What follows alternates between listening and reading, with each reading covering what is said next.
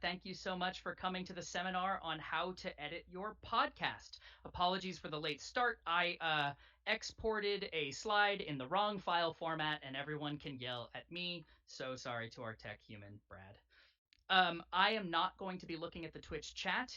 If questions get dropped into the Twitch chat, I'll answer them if I have time. However, um, we are going to be pulling our Q&A questions from the ticket holder Discord server, which you should have in your Gen Con messages announcements. If not, say so in the Twitch if you are a ticket holder and don't have that Discord, and we will get you sorted.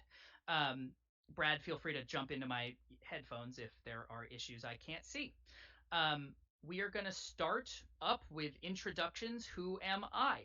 For those of you who were not part of my seminar the other day on how to get your podcast out there, my name is Ned Donovan. He, him, his are my pronouns. I am currently streaming from Brooklyn on the traditional land of the Lenape peoples past and present. And I am a professional actor, podcaster, content creator, screenwriter, I spent a good amount of my life as a professional fight director and stunt coordinator, and I've worked kind of all over the entertainment industry in a wide range of roles that led me to a time now where I am primarily a podcaster. And there are a few very important things we'll talk about in a second. But the first one is that I am self taught. And therefore, some of my tips and tricks on editing are not industry standard tips and tricks. All thoughts are my own, and there is no one right way to do anything. Um, Most of you might know me from my podcast that I am streaming on the Twitch for, Encounter Party. We are six professional voice actors playing a Dungeons and Dragons campaign written by a playwright that's then edited to focus the listener experience on story and character. Our show is very heavily edited, which is why we wanted to give this seminar to give you a little peek behind the curtain and talk about my personal process towards making this show. However, I don't only make actual play podcasts. I am also the lead producer and co-host of At the Table, a play reading series. We are producing new plays from emerging playwrights as audio dramas with Broadway and other stage actors. I also worked for Millennial on the Radiotopia network. I produced their final few episodes alongside showrunner Megan Tan, and that show was a journalist and interview style show. We are also working on three new fiction pieces alongside the Fantasy Network. Living in Fantasy is a new satire program telling real stories of real people from the fantasy realm. Fantasy Sports Ball is a sports news program in the style of Sports Center and Pardon the Interruption, where the sports aren't real, the sports aren't real, the highlights are fake, the discourse is monstrous. And lastly, we are working on a new podcast called Rude Mechanical, which is a serial style investigative journalist podcast, in which an investigative journalist is convinced the head of a film studio is an alien. So, uh, I am going to move on to the next slide. Brad, I can't see the screen, so I'm going to assume we got there. If anyone sees problems, throw it in the Twitch chat, throw it in the Discord. Thank you. So, a couple of caveats and some general tips before we dive into things. I edit in Pro Tools. Pro Tools is the industry standard audio editing software that no one needs. I am not a person who believes that in order to make a good podcast, you have to use Pro Tools. I have seen incredible podcasts produced in things like GarageBand, and I edited in a program called Reaper when I worked for Millennial and Radiotopia, and I highly recommend Reaper. I'm being told the sound could be a little louder, Brad. I will let you be the judge of that. Reaper is phenomenal. It is a very low cost after a trial, and that trial is extremely gracious. So, highly recommend Reaper. Because all different digital audio workstations, or DAWs, are different, I'm going to be speaking in a lot of generalization and concept rather than like hard and fast, nitpicky editing stuff. I am happy to talk to you one on one about that stuff. Tweet at me, shoot me an email, all that good stuff. Uh, for those asking about sound, I just checked my mic. It seems to be okay. I'm so sorry if it's low. Every single project is unique, and therefore no one editing style works. If you were part of my seminar on Friday, I said every project needs to know its intent and its goal. All editing decisions should go back to that intent and that goal.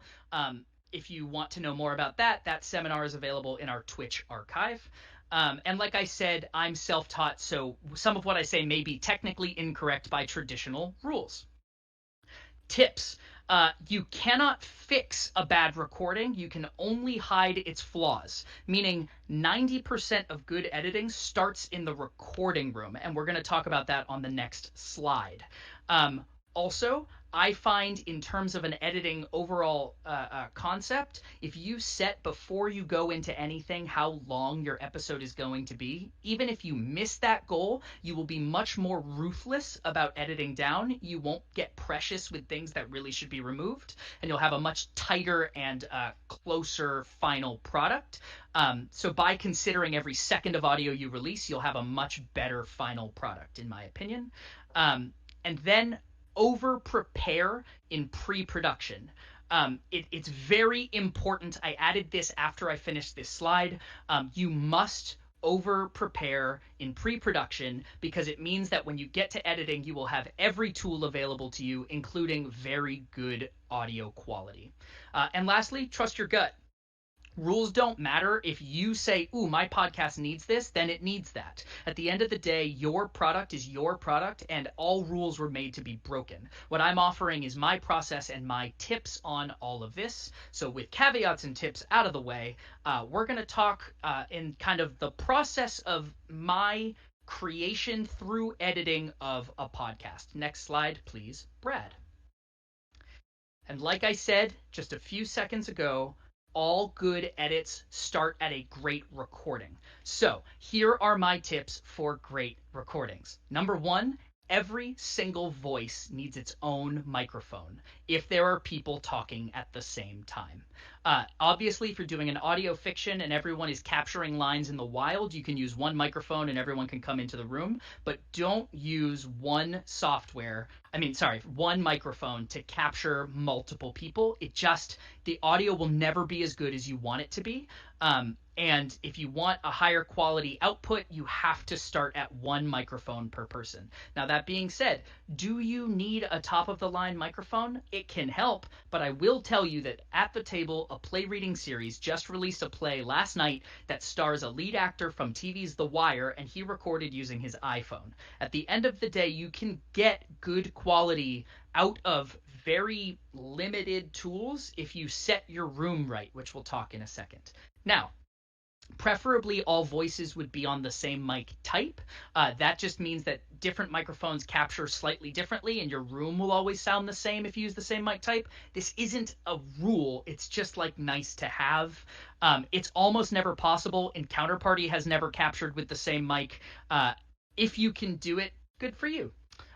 Lastly, and this is a controversial one, in my opinion, USB mics aren't always your friend. They are good. They have a hard quality ceiling, which means they are very good. They capture good quality, and it's very hard to take that quality and make it better in the future. I highly recommend looking into a box like a Focusrite. They have single pre Focusrite boxes that do incredible work, and they will allow you to get better quality in the future if you upgrade your mic or things like that. Room tips. Take time to dress your space when you record. Tall ceilings, echoey rooms, hardwood floors, empty walls, these all lead to a ton of echo and a ton of noise, and all of that noise makes your audio recording just really rough, and no matter how much you try to clean it up later, it's not going to be great. And that's just a fact. I record most of my podcasts here, as you can see behind me. I have treated my walls a little bit, and even this space is not optimal for recording. The best recordings I ever release are with my back to my closet with all of my clothes hanging behind me because the sound is just eaten up, and so there's very minimal reflection back into the microphone after I speak. Low ceilings are also better because there's less space for the sound to bounce around. If you want to get into kind of the science of sound, we can talk about it later, but lower ceilings, carpets, less hard things for sound to bounce off of, preferably your back to something soft. These will give you better audio recordings, which makes your editing better. Try to minimize background noise, something that most people don't realize, and then they get into their editing and it's awful. If your wall that you are recording onto is the other side of the wall is something electronic, you're going to capture it on microphone. I as a professional editor have received so many files from people who recorded on the other side of a wall from a refrigerator, and that refrigerator is making a noise we can't hear, but your microphone does sometimes pick up. So be very careful about background noise. Air conditioning and heating, obviously, if it's winter or summer, you need it on, but try to put yourself somewhere where its noise is minimal. Away from a street if possible. Like, you might hear a lots of noise in my background over the course of this recording. I live on a busy street in Brooklyn, New York. There's going to be sirens, there's going to be car horns, and there's nothing I can do about it. Lastly, record natively. I can't stress this enough. Native recordings mean that the internet never screws you over. If you're recording an actual play over the internet, I highly recommend every actor record on their own into something like GarageBand, into something like Reaper. Whatever you have, capture it locally, put them together later. You're just going to have a better chance of the internet not screwing you over at some point by a drop or a pop or a click or a distortion. There are tools like Zencastr, Zencastr, I believe is how it's spelled. Zencastr allows you to record simultaneously, but it actually records the audio locally on your computer and then uploads it when you're done. So Zencastr is a really good option for capturing together while being remote. Zoom can capture streams individually, but it's capturing them in the cloud. If you turn it on to capture locally, then same way is true. Also, and the last thing I have in my recording notes that I didn't put on this thing, have a Lord of the Board if you can. Encounter Party is very fortunate to have Will Malonis behind the board. He is doing incredible work live mixing in the space. As an actor or a host or anyone in front of a microphone, you don't want to have sound in your ear that you have to focus on, taking you away from your job making content. So if you can, have someone whose job it is dedicated to listen to the sound, stop you when something's wrong. And if you come back at 4 o'clock, the Encounter Party cast is going to be running a mock session for people to get a sense of how we record our specific podcast. And I can talk with a little bit more specifics of where will stop us. Next slide, please, Brad. Oh, we're flying. Good. I was really worried, you guys. So, editing session setup. Once you have your files, if you recorded locally, your actors send them to you by Dropbox. You've synced them up in whatever you're using to edit your audio. And again, you can use GarageBand. It just has very limited mixing on the back end. But if you capture at a very high quality, you don't need that much mixing. So it's a give and take wherever you can. It's very important that you set yourself up for success, and part of that is setting up your sessions so that when you are editing, you have everything in the best light to help you out later. So this whole section is about, before we start editing, how do you set up your session? And my first tip, in most tools, name your tracks, color your tracks. And the reason is very simple. It's crucial for collaborators. Encounter Party is edited by myself. Alongside me works Katie Brow. Katie is an incredible engineer who I have to send my Pro Tools session to. If I haven't named my tracks well, if I haven't separated my tracks well, Katie would have no idea where she had to go next. So naming and coloring your tracks is crucial for collaborators. Also, you might not need it when you start, but if you're 5 hours into an edit, you'll start to get a little sloppy. And if you don't have things named and colored, you will accidentally edit the wrong track. So you need to set yourself up for the best success you can have in your editing process. Next up, you should know your digital audio workstation, or your DAW, as I'm going to refer to it for the rest of the time. Everything is about efficiency. I talked a little in my last session about how my goal with Encounter Party for Season 1 was to reduce my editing time by 50%. And I did so by setting my own keystrokes on Pro Tools. As I got to learn the platform, I started to see what I needed to have done for this particular podcast, and I started mapping keystrokes to the things I needed done so that I could move faster and more efficiently. So keystrokes are your friend inside your DAW. Highly recommend you go through the manual looking for their built-in presets, because someone very smart was asked to set it up for you at some point. Know your window view options. In Pro Tools specifically, window views can accidentally throw off your entire edit. You can click an hour into your edit by accident. You can move it around. You can accidentally drag something. And if you don't know when you're on the mix view, when you're on the edit view, but also the keystrokes that accidentally can close one or the other or move it, you'll get into trouble. Something that I recommend you look into in Pro Tools, again, I don't know all the DAWs, but in Pro Tools, when you play a session, there is a setting that says whether the screen moves with your cursor, whether the cursor moves across your screen, whether the cursor moves to the next section once you hit the end of your screen. All of those things you need to have set to your personal optimized settings so that you're never surprised as you're going through your edit, so you can move faster. Same is true with zoom. I usually recommend zooming in so that your ruler at the top is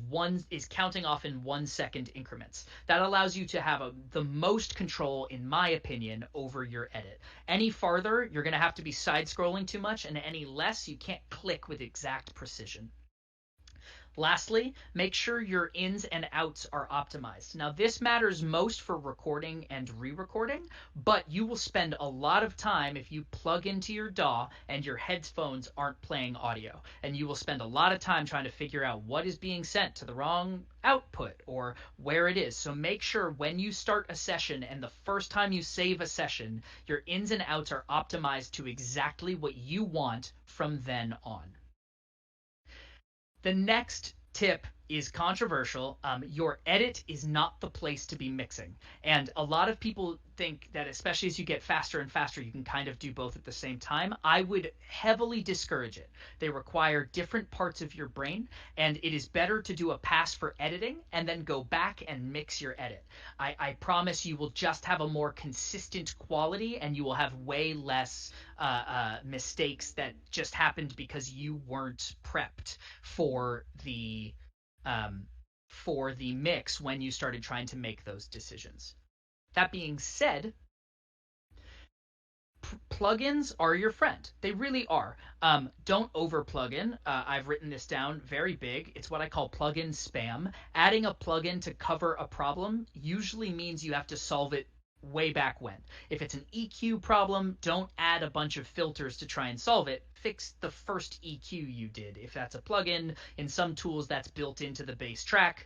On Pro Tools, I add a plugin called Channel Strip that is a combination compressor and EQ, and I would highly recommend having presets made for every person that consistently appears on your show and applying that preset into the plugin when you start to edit so that you can focus fully on editing, but the presets will pull it closer to the final sound so that you're editing with the proper sound in your ears and you don't have any big surprises when you get to mixing. Lastly, always start consistent. And what I mean by that is I have a checklist that I go through at the beginning of every single Encounter Party edit. Encounter Party records in a very unique way in that we record an entire season, which is somewhere between 17 and 20 episodes, in a 6 to 8 day marathon of 8 to 10 hours straight days of playing Dungeons and Dragons. There's a long reason for this, and if you come back at 4, we'll talk about that. But it means, and as you'll see when I share my screen in a little bit, I end up with these massive files that I'm editing down into new episodes. So I'm not starting with an episode clearly defined. I'm finding my episode splits as I edit and making sure that Sarah Babe always has the presets I've made for Sarah Babe, and the room tone that I know we recorded in is always consistent is the way to go. So I highly recommend you set a checklist for yourself on every show that says I need 6 tracks, 5 of them mono, 1 of them stereo. I need a sound effects track. I need to make sure that every track has an EQ that I have built a preset for in the past. I need to make sure that every track has X or Y or Z or whatever it is, but so that your session always starts at your 0. Before you begin editing, get yourself ready to edit so you start consistently. And then, next slide, Brad, we move on to editing. So I see people are dropping questions in the Discord. I'm going to take a quick second and read back through and just make sure They don't apply to where I am. Okay, great. There are a couple questions in there I'm going to get to, but I can push them to the Q&A section. So, editing. Um, uh, I don't think anyone will ever know your art better than you. I don't care if they're a mentor. I don't care if they're me. I don't care if they're a co producer. At the end of the day, I honestly believe that you will know your art better than anyone else. And that means trust your gut. Trust your gut. I said earlier, pick an episode length and ruthlessly cut to it. If you get within 5 minutes of your goal and you're 5 minutes long, but you know cutting any more will fundamentally harm your product, don't cut anymore. You've done it. Congratulations. Always trust that your gut will tell you the right thing. Now, that being said, your gut will sometimes be wrong, but over time, if you trust your gut more and more and it starts to really get to know your work, your gut will become right far more frequently and your art will be far more personal to you. So trust your gut is always the first rule I have in editing. Second, this next one does not apply to actual play podcasts. This is for journalists. This is for audio fiction. This is for interview. Anything where you are capturing and then figuring out what your edit is. So, for instance, with Millennial, we had to go out and find a topic. And then we would pre screen the topic where Megan and I would meet with whoever we were hoping to do an episode about and get to know them and see if they were a good candidate. And what made them a good candidate? They had a story we wanted to tell and they were engaging themselves. And so sometimes we would spend a lot of time setting up an interview that we would never actually go with. But what happens is after we would interview them, we would come back and we would discuss it. And if we decided, yes, this is the person we're going to go with, the next step was we would transcribe the interview. And the reason is it is much easier to edit when you have a script to work with. So if you can, if you have the time, the energy, the resources, there are a bunch of cheap resources and there are other free resources that can do rough transcription for you. I highly recommend otter.ai, OTTER.ai. Otter.ai is an auto transcription software. They give you up to 600 minutes of transcription a month. You can upload your own audio. You can do that 3 times a month, or if you pay them on the annual, you can upload unlimited amounts. And Otter.ai will get you close enough that you can then put together a script where if you're looking at 30 pages of interview, you can highlight the 2.5 pages that you're going to keep, cut it down, and now you know with rough time codes. Thank you, Wookie Gunner, for putting that in. Great work. Now you know when you are editing and you're looking at a screen of wavelengths with no real tell of what is happening in front of you, you know roughly around the 7-minute time code, I have a 30-second chunk of text I definitely am using, and you can start to assemble based on that. So if you can, your first edit starts on paper. There's a lot of reasons for this, and I've kind of put them down. Going off a roadmap saves time. Time is everything in editing. I said in Counterparty Seasons 1's goal for me, Ned Donovan, as an editor, was cut my editing in half. Yes, obviously I'm very excited by the success we found and the growth we saw, but I knew podcasting is a long game, and I knew it was going to take a while for us to get to a larger place that we very fortunately found with our second season. And so for me, it was, well, by the time we're ready for that larger space, am I moving fast enough to keep up with the demand of the show?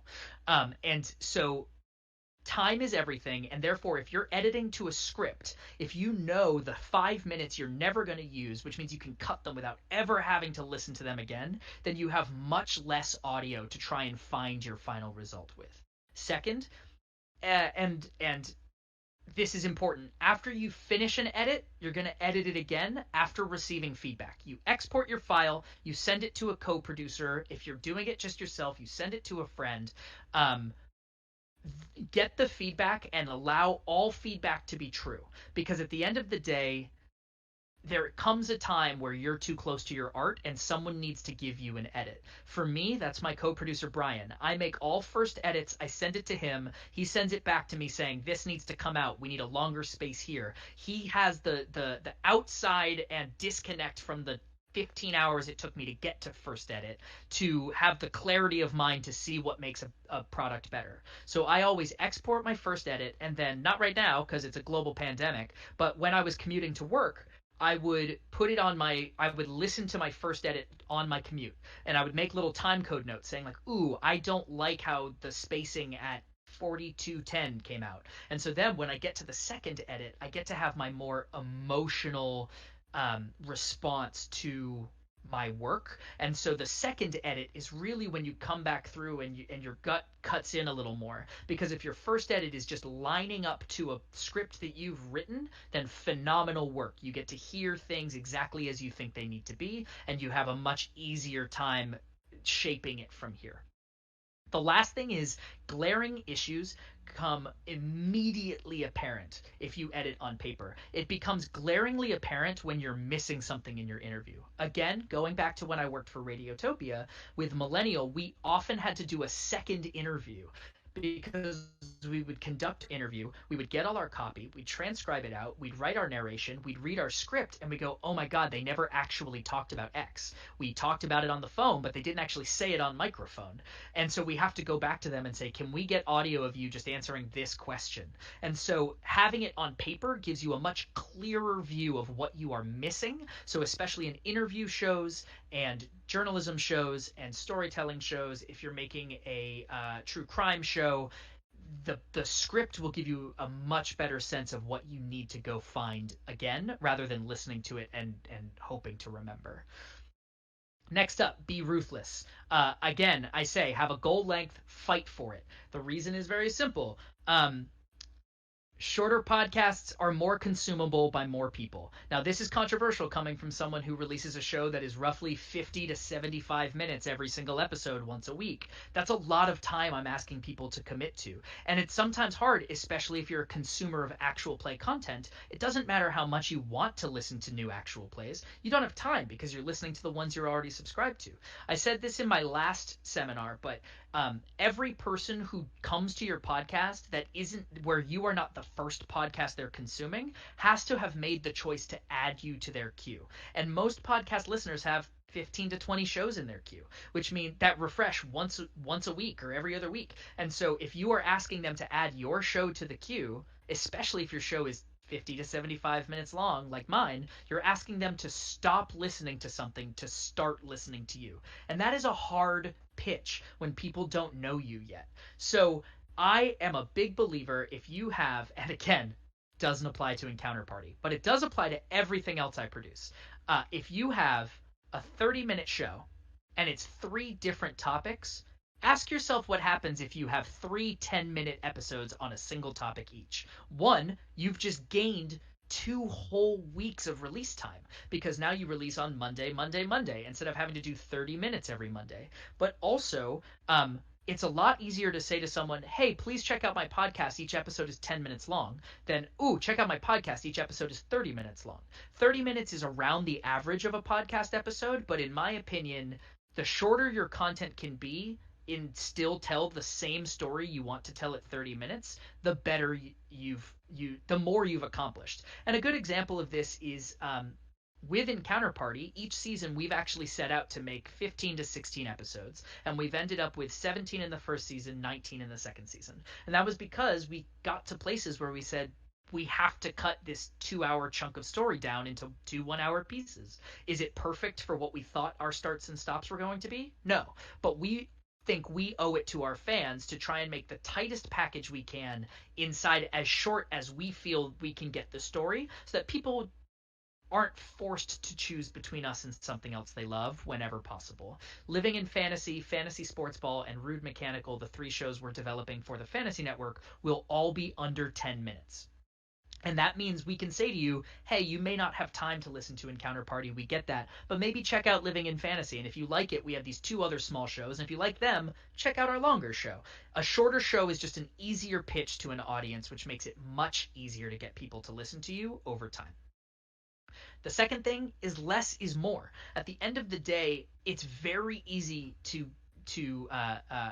in script writing, we call it kill your darlings, kill your babies, get rid of the things you love because they only matter to you and not your audience. But in editing, less is more is really about if you can tell the same story, and in one you have a 60-second monologue, and in one you have a 20-second monologue, and they tell exactly the same story with the exact same emotional attachment, then the 40 extra seconds is just you enjoying the sound of your voice. And that can't be the thing that you hold on to that makes your show just a little bit less listenable. So I will always say less is more, which is not the same as cut things you love. If you absolutely love it, keep it.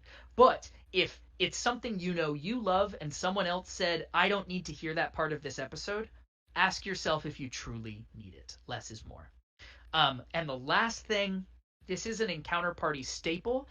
We have folders and folders and folders of bloopers and laughs and jokes that never made it into the show. And someday we'll figure out how to give it to you guys. We haven't found the right time or the right system yet. But do not sacrifice the big picture of your show for a bit. Just don't do it. If you're making an actual play and you have an amazing moment at the table that is only going to be funny to the people at the table because it's an inside joke, it won't be funny to your fans, and you'll be stopping their enjoyment of your story in order to receive that joke. So never sacrifice the overall intent for a bit. At the end of the day, a bit is a funny thing that lives encapsulated in a moment, and if it will not hold up outside the time you recorded it, in my opinion, take it out, make it a social media post that people can laugh about, and move on. And the last bit, get outside feedback. Outside feedback is crucial to understanding all of this because you need someone who's removed from your editing to tell you what's good and what's not. Encounter Party has only gotten better because I have Brian, my co-producer, to bounce all of my edits off of. I have Katie, who is helping me after I've done my first edit to clean up my sessions and make them a little bit more palatable. And when she delivers materials back to me, she always gives me a list of notes saying, this is not a good moment. This is not funny. I don't understand this. And all of those things are vastly important for me to go, why is that? And now I can listen to it with a fresh ear. It is just, if you are making a show only by yourself, find 2 to 5 people you trust who will give you good, actionable feedback on your edits and use them. Brad, can we please go to the next slide? We are right on time, which is awesome. Mixing. Okay, you finished your edit.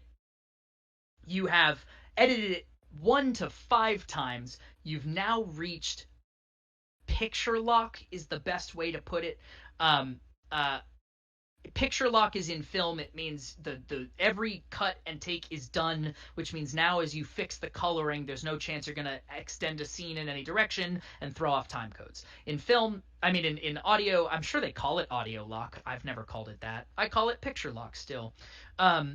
So in mixing, you don't get to move on to the mixing part of your brain until you have achieved picture lock. So once the audio is set, once your intros are recorded and your music has been added, which comes in a second, I guess I should talk about that in the editing phase. Sound effects and scoring come after your first edit. Honestly, in my opinion, scoring is part of the mix. It depends on who you are. I had included it in the mixing, and then just talking out loud right now made me realize some people might put it in editing. My workflow is edit, add sound effects as you edit.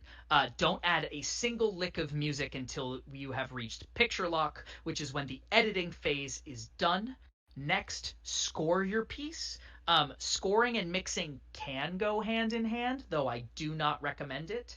You can mix as you go while you score, but in my opinion, you will make a mistake. You will make one section far too quiet and another section far too loud if you allow yourself that movement. But I know people who do that, and I will never poo-poo them for that choice. Mixing, so editing, finish your edit, achieve picture lock. Next up is scoring. However you score, some podcasts don't score. At the Table, a play reading series rarely scores. We do it only when it enhances the play, but often we're only scoring the intro and the outro.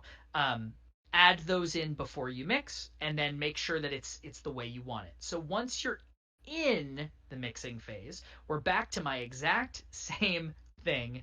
Less is more. Less is more. Less is more. Less is more. You can overmix anything.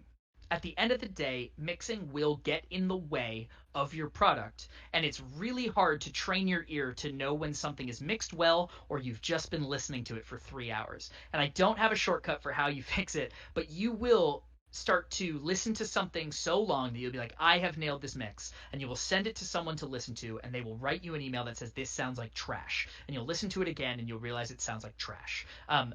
The only advice I have here is take a walk, go to sleep, move away from it.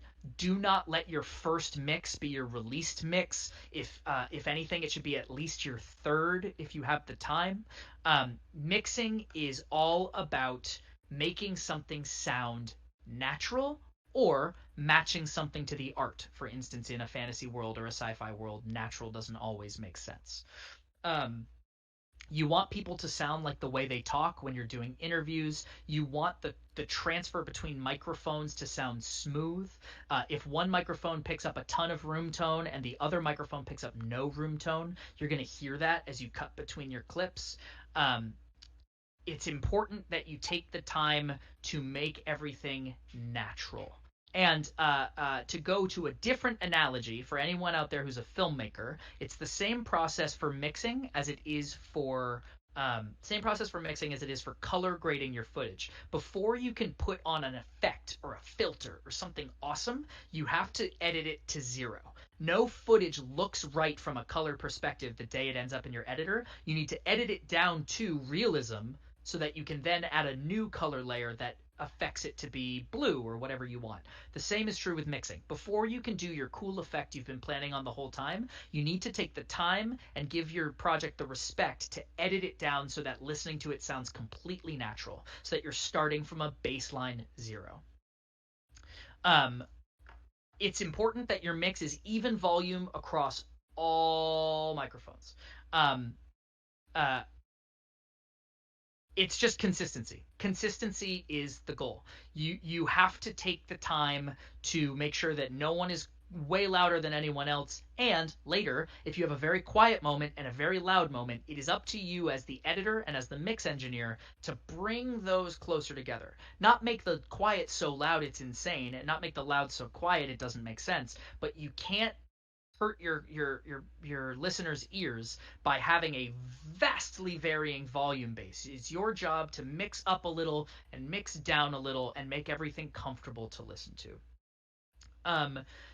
It's also important to note, back to the recording slide. Don't go back, Brad. I'm just saying, when you think back to the recording slide, if you record well, a lot of this is done for you. Most of the time within Counterparty, we record in a room all together where everyone's on a different microphone.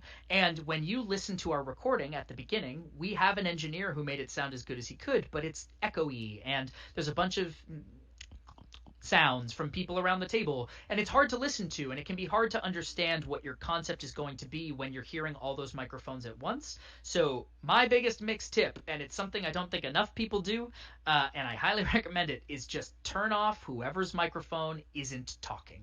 It's so simple. It seems so simple, and we're going to look at it in a second. But make sure that whoever is talking is the only microphone going, and if there's 2 people talking but 6 microphones, only those 2 microphones are going. It's very, very, very, very, very important to good quality audio. It will also help you to hear those cuts in differences in the background noise of a microphone. Your job is to mix away as much of that background noise as you can, and then let's say you can't get it out all the way, well then maybe you introduce a room tone. Or you bring back in just a little bit of the microphone who's not talking, just so it doesn't sound weird. But you will get cleaner audio and you will have much less echo if you only have the mic on of the person who's talking. In an actual play, this takes a lot of time. Yes, there are no shortcuts, which we're going to get to in a second.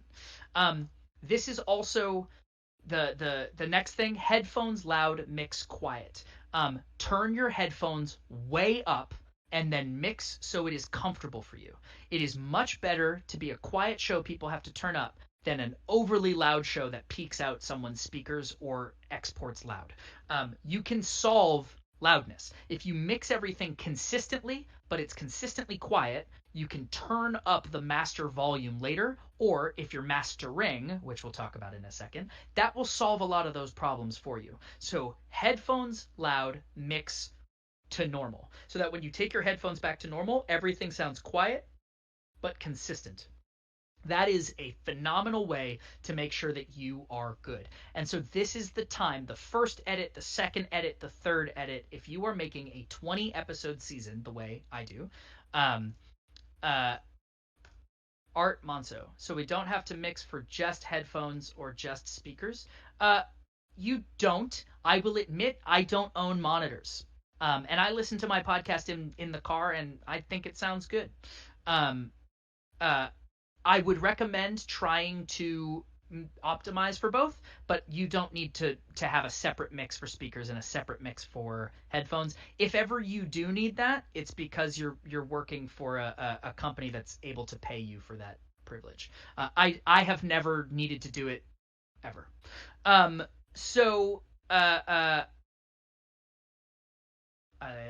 okay, so if you can make good presets, if you can make a preset in your EQ, in your denoise uh, plugin that I'll talk about in a second, if you can make presets here and apply them to your tracks later so that they are almost done being mixed except for volume by the time you come into your seventh, eighth, ninth episode, then yes, your first, second, and third episodes might take longer, but your back end will go drastically faster. Season 3 of Encounter Party, it took me a long time to get through the first couple of episodes for editing and mixing, and yes, it is on the way. I just won't tell you when we're releasing it yet. But now that I've done a lot of that work, I can apply it to later episodes, so they go faster and faster and faster. Highly recommend you set presets in order to make your life happier. Um, there are no shortcuts. You will not always find a plugin that is better at anything than you are.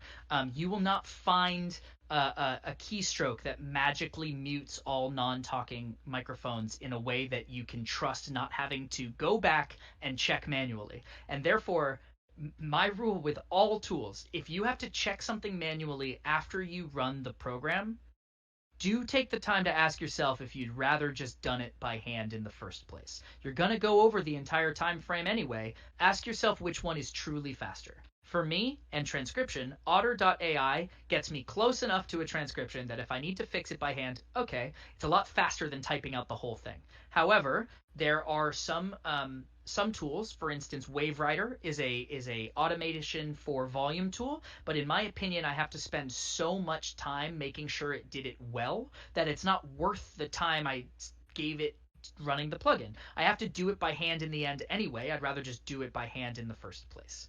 Um, uh, that being said, um, there are no shortcuts. Sorry, I'm looking back at my notes. You must complete all steps. Yes, you can't mix and edit at the same time, in my opinion. You should not let your first edit be your mixed thing. You shouldn't be editing after you're done mixing. You should not rearrange the steps or try to find shortcuts because they won't. You won't be happy. You won't be happy with the product. You won't be happy with the result.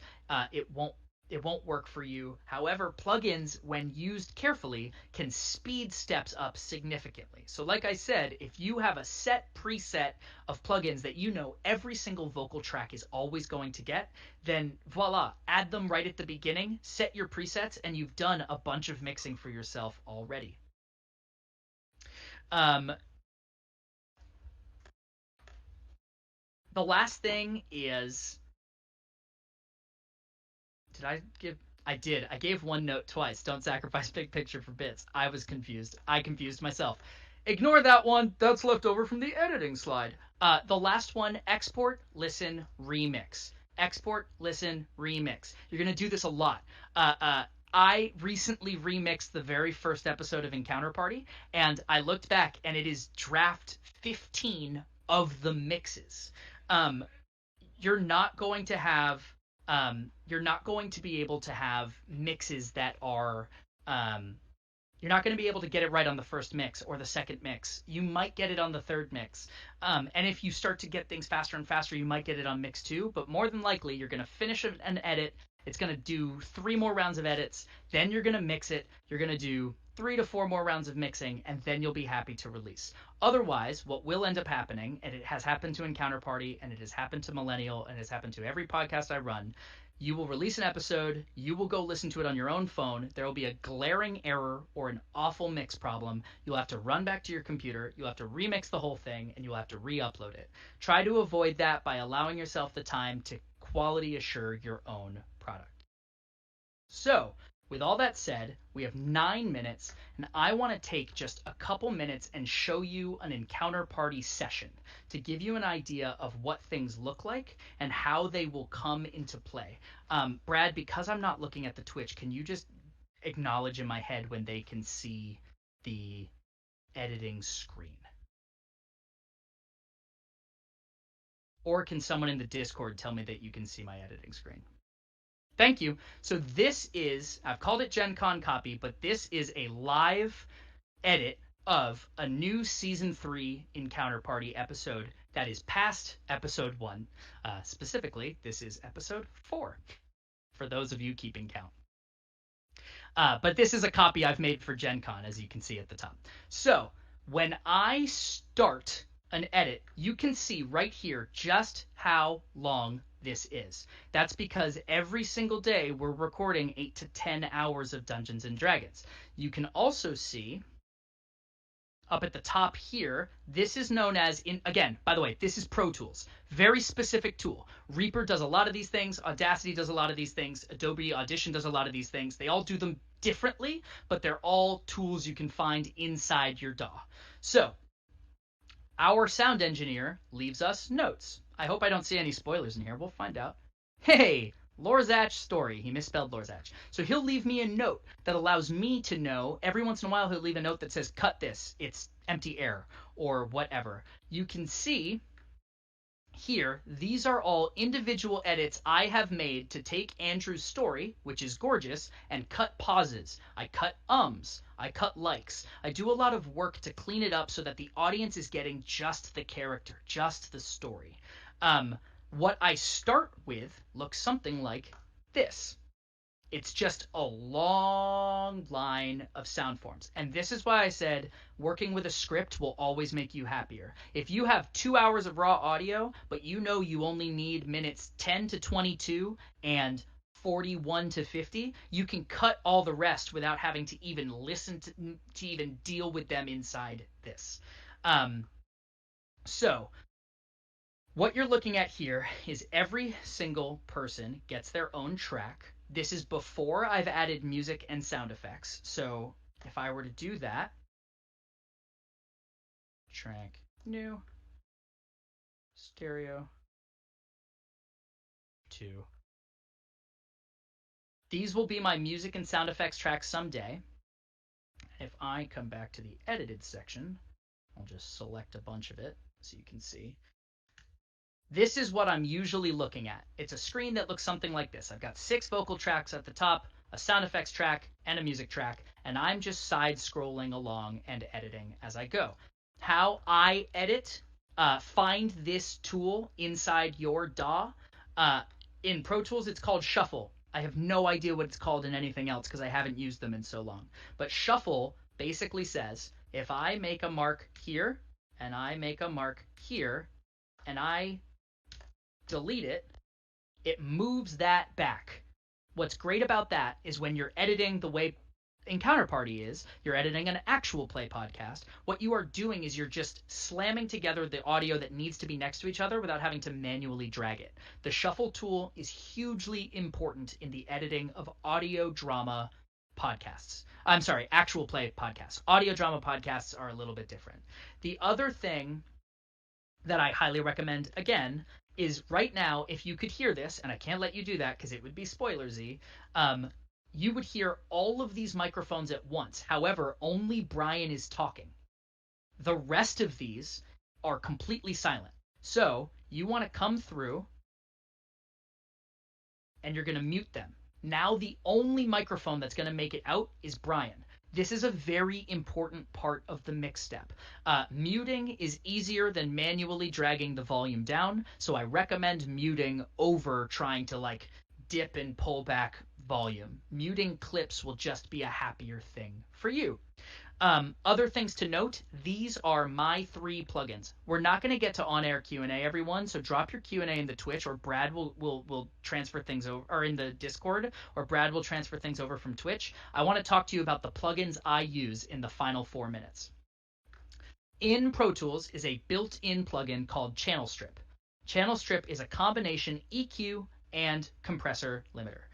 It is wonderful. And so I can build my EQs that I can then set to, you can see, if I come up to the encounter party, I have Brian Season 1, Brian Season 2, Brian Season 3, Brian post-recording Season 1, Landry Season 1. Guess what, guys? We had a broken mic in Season 1. We had to actually EQ it to sound like everyone else. These are all presets I can apply when editing those softwares. So I always have an EQ on every single track. This is RX7. It's not cheap. However, RX7 is a plugin that goes on sale all the time. Keep an eye out. RX7 is a denoising tool. It will start to pull out background noise. It'll pull out air conditioners. It'll pull out things that aren't the voice. And over time, as you get to know the tool, it fundamentally speeds up the mixing process. This is another one I use all the time. Waves Vocal Writer. Waves Vocal Writer will automatically, by the way, I'm going to put these in the Discord, or you can tweet at me and I'll send you a link. Waves Vocal Writer automates volume to a point. It's not perfect, but it does allow you to say, try and keep every vocal track that's unmuted between certain parameters of loudness and softness. And when it's this soft, boost it to this loud and vice versa, so you can start to make your volume go faster in the mix process. It's not perfect, but it works.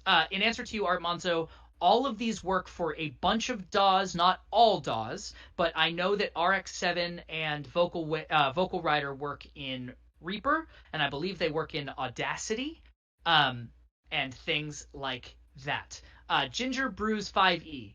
Recommend someone who is very new to audio editing who knows nothing, like an audio editing 101 course. Honestly, my recommendation for an audio editing 101 course is YouTube. That's how I learned Pro Tools. It's how I learned GarageBand. It's how I learned Reaper. Look up audio editing tutorials for Reaper or for whatever you're using, even GarageBand, and you will get phenomenal tutorials that usually come with downloadable templates for you to play around with. Wookie, thank you. Those are the 3 plugins I use on every single track. And then the last one I use is called Ozone Elements. Ozone is made by Isotope, who also make RX7. Ozone is a mastering program. Now, I've spent a lot of time trying to figure out the magic that is mastering, and I still don't know it, and I've been a professional audio editor for nearly a decade. It doesn't make any sense to me. What's great about Ozone, within reason, is it does have a tool that will at least start you on the path towards a good master. So I highly recommend Ozone Elements as something to look for when it's on sale. Generally speaking, each one of these things go on sale once a month to once a quarter, and you can get it for 80 to 90% off, and they work with almost all audio editing softwares. They'll also tell you what they work with in that. Brad, can we go back to slide? Can you show the Q&A slide so people know how to find me?